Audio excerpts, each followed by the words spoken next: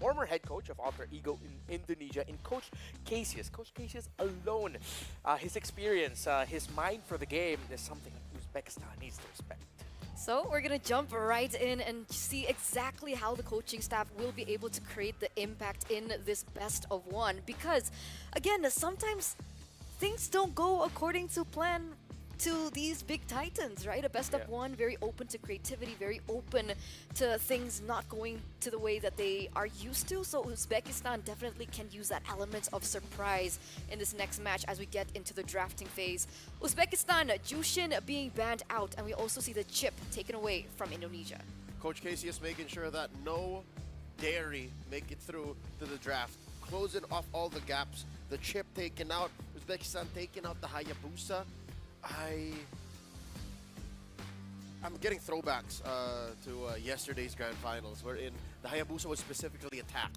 So if we're to follow the current metagame, these two teams want to have that Suyo alpha trade open. So even if it's a different battlefield, one could argue some things remain true. Right. And one of them being Chip, Suyo, red side, first phase ban. Oh yeah, definitely. I'm still gonna stick to that. That is universal in MLBB esports now. Ban down those heroes in the first phase. Uzbekistan's banning pattern a little bit more unique based from what I'm used to, but we do see Jushin first phase bans. However, that usually comes from an era wherein teams play or prioritize rather slower up-in-your-face roamers that don't have a lot of dashes. I'm thinking they might actually even be considering a high loss as a first pick. That's one of the signals to get from a Jushin first phase ban or a Hilda. Which is why I think this makes sense, right? Because I don't know how far Kana is familiar now with a lot more assassin plays, but from what we saw from the qualifiers, she's only been playing the Julian, the Roger, and the Baxia. So these are heroes that can be quite susceptible to the Jushin. So on top of the respect for Cine, there's also that argument to be made there. All three heroes mentioned have been bumped out of the metagame for very good reasons. And Indonesia, last ban, the Angela, again closing off these gaps. Hard commit by Team Uzbekistan on the Harith. Yep. So that's one of the mentalities that we're used to seeing from teams who aren't, well, used to the upper echelon of a competitive MLBB. They chase their carries right away. So they go for the Harith. I'm not going to knock it. I mean, we did say, hey, in this kind of setup, go for surprise. And what is more surprising than the Harith first pick? Instantly, that's responded to by Indonesia with a Lunox. So we know that's going to be a magic duel in the gold lane. However, I'm not going to take it away from Indonesia to just surprise, park that Lunox into the mid instead, and then pick up another gold laner. So with Indonesia picking up the Alpha, it's similar to having the Alpha and the Harith in terms of how fast that they are going to get their power spikes. The answer to that is very fast. Very little ramp up for an Alpha. As soon as he hits level 2, you're good to go. Spear of Alpha is just the icing on the cake. It's what allows for the Alpha to re-engage, disengage. Uzbekistan have to consider that. I was going to say pick up a jungler now or else end up with a weird hero that's going to face off against that Alpha. So they do eventually get the Hylos and the Edith. Do we go Valentina here for Team Indonesia? I think Valentina would be a good pickup. Once you see that Edith, you see that high loss, this easy Valentina pick. If they decide to go for something a little bit more range in the mid, I wouldn't knock that too. But if it's Indonesia wanting to be aggressive, control the tempo, show off the mid laner skill difference, that's where you go for the Valentina. With Uzbekistan picking up 3 magic damage heroes right away, Indonesia can just rush the Radiant Armors early on. And speaking of Radiant Armor, that's one guy who would want to pick up a Radiant Armor, maybe second item after a Thunderbolt. But it looks like the Gatot's going to be picked up here as the final pick from Indonesia. So they're actually going to bide their time to get into the mid laner. Earlier on, Leo was, what is it called? Mouthing Eve? And I was thinking Luo Yi as well. Luo Yi Eve, these are heroes that warrant a ban in the first phase, whether red or blue. And it's uncharacteristic of these two teams to cover their bases, invest in what they feel is their comfort that'll pay off regardless of what the opponent punishes with, and leave the Eve and the Luyi out. So I'm guessing either of them will start attacking either the mid or, in Indonesia's case, the jungle, and then commit to what's left. Indonesia is in a better seat to do that. Oh, Interesting. Good. Fanny. Yeah.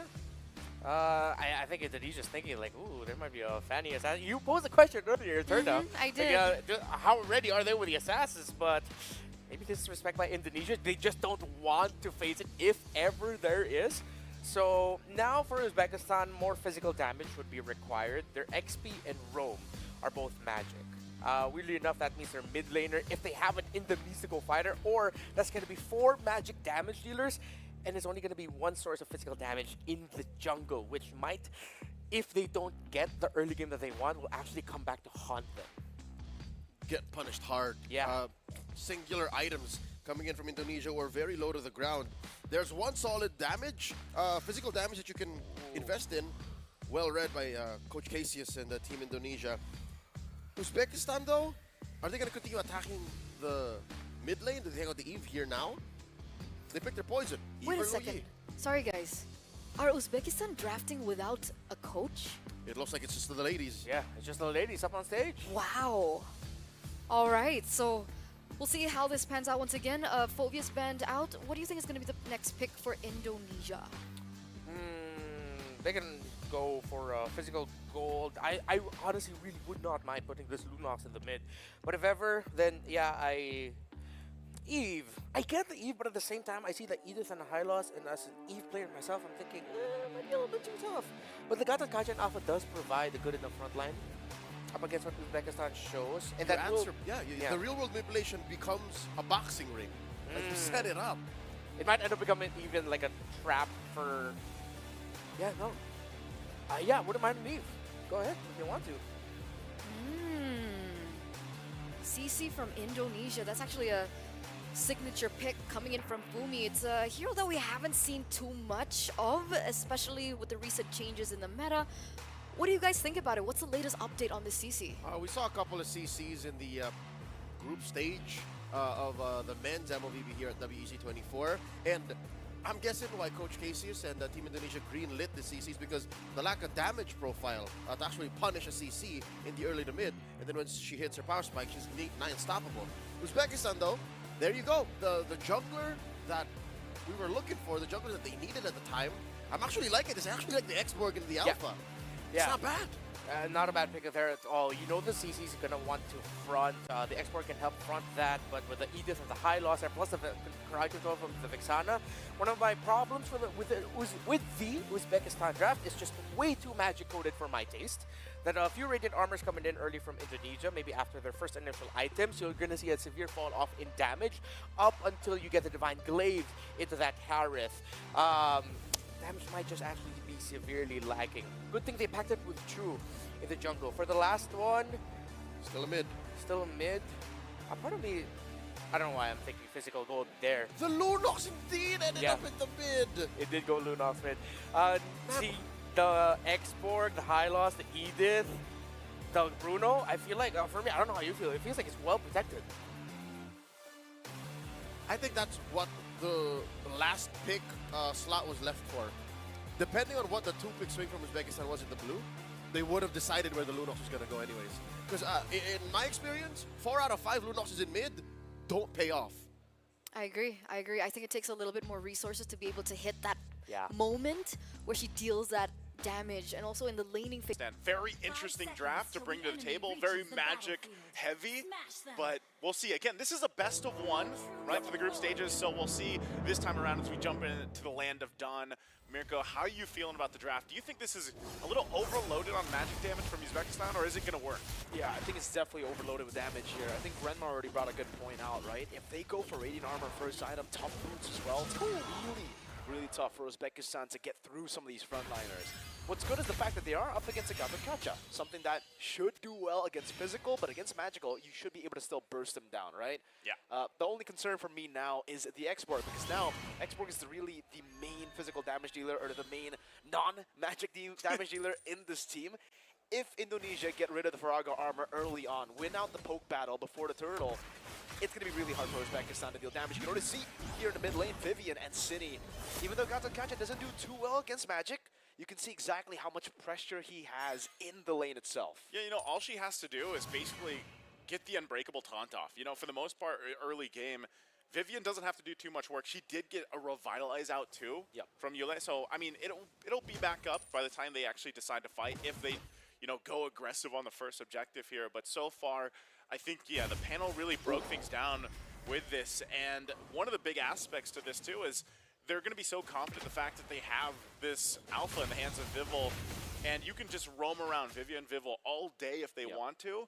And, you know, if you get caught, it's going to be troublesome for you if you're Uzbekistan. So I think when you're talking about the process of this game, I'd love to see them try to contest, you know, the first couple objectives with the turtle come up and kind of check to see if they can actually go toe-to-toe with Indonesia, because like you said, eventually those defensive magic items are going to get picked up, and it's going to be that much harder. So I'd love to see Uzbekistan, for them to try to get this early lead if they can. It's already going to be started up, though.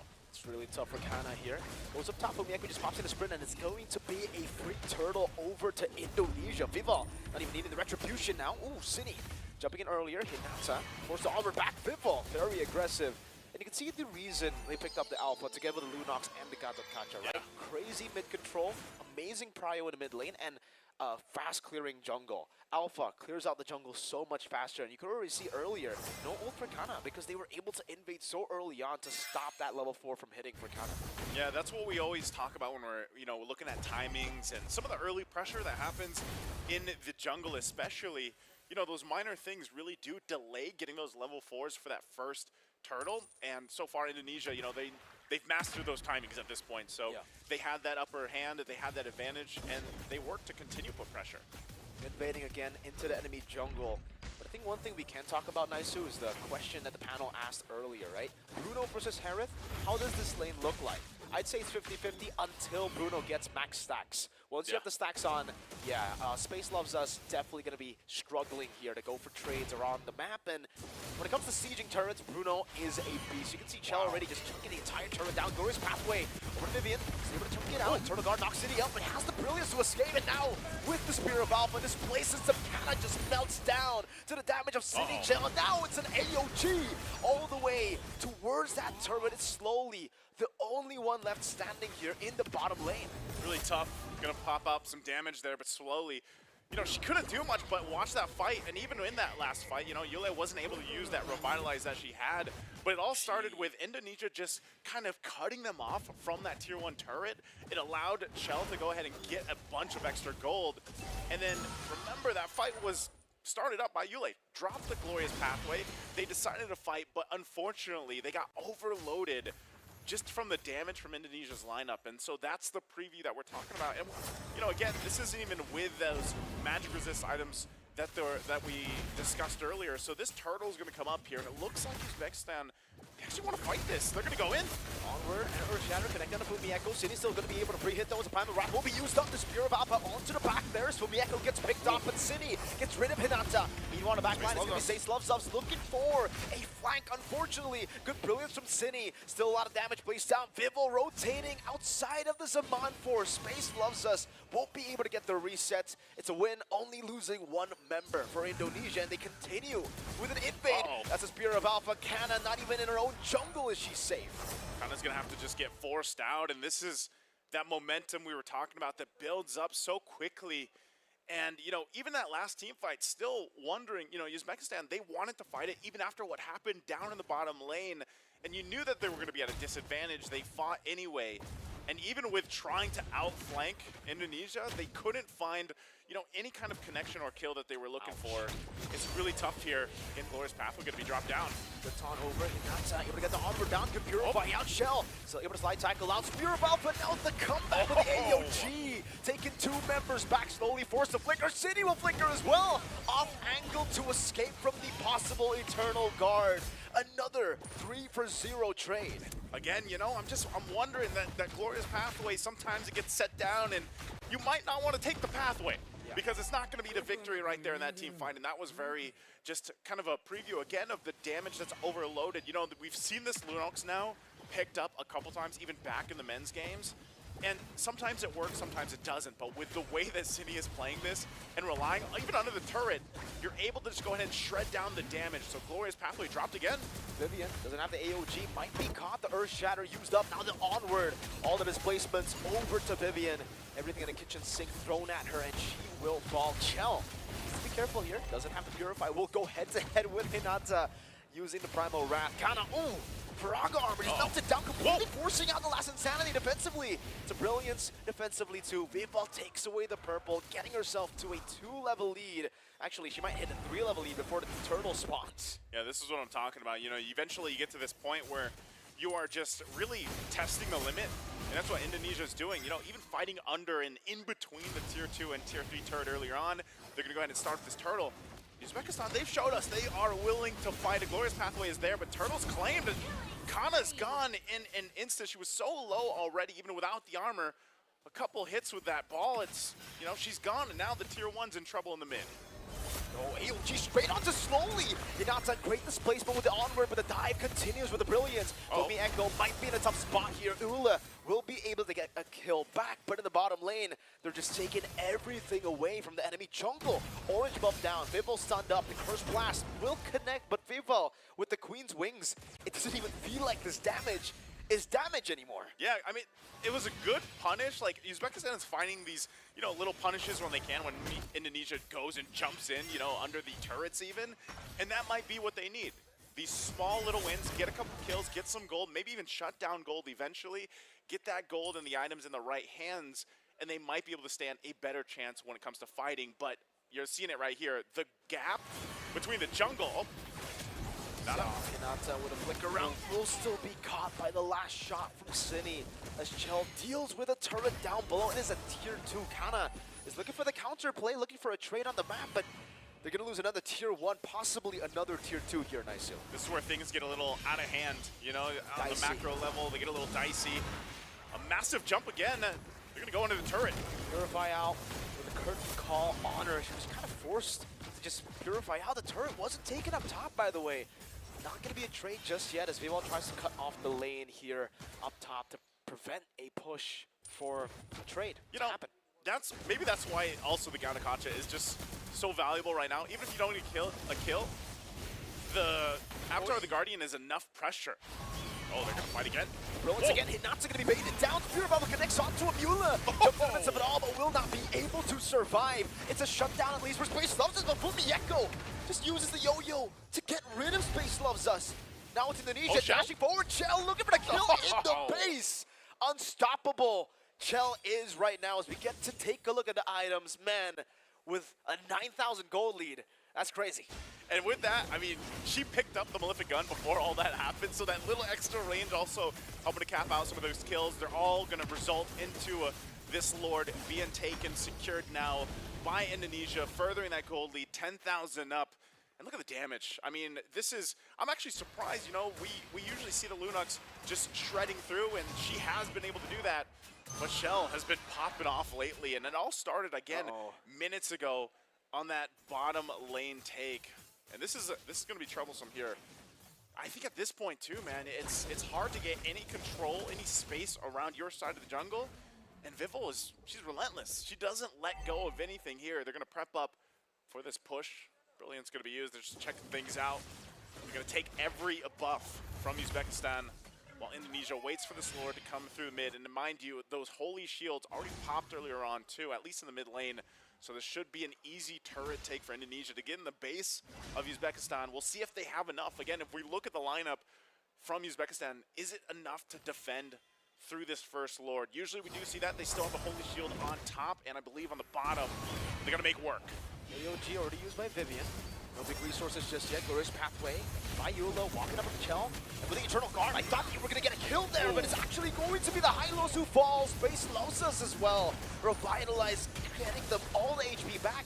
As Hinata goes in with the Primal Wrath, the Curse Blast doesn't connect onto Chill, and Vivian just walks up again. Hinata very low, comes in with the onward. Last Insanity, almost dealing enough damage to take him down, but City is surviving with just a sliver of HP. Only slowly, she needs to get a massive Curse Blast, but Indonesia will just continue to push in the base, even without minion waves. Spear of Alpha inside of the base. No minions to end the game. They don't even need it. It took a couple more, you know, kicks of that ball from Shell, but man, they finally got the base down, even without the minions. But hey, Indonesia does the work. This is exactly what we were talking about with the lineup that they had.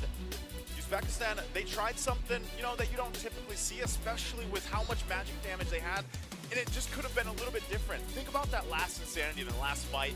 If it would have gotten a couple kills out of it. They were so close. So close. But again, because we're talking about a 10,000 plus gold gap, they weren't able to capitalize on those kills. And it could have been different if, you know, it ended that way, but still, ultimately, they didn't have any control for the majority of the game once it slipped out of their hands early on. So Indonesia coming out swinging. Very clean game for them, I'd say.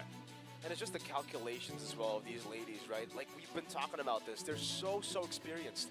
They've played in multiple international tournaments already. Yep. And the last one, they did just lose. So they're coming into this with a new fire that's burning inside of them. And you can already see that fire. So aggressive. So calculated. It looked like it was a mistake with the last Insanity.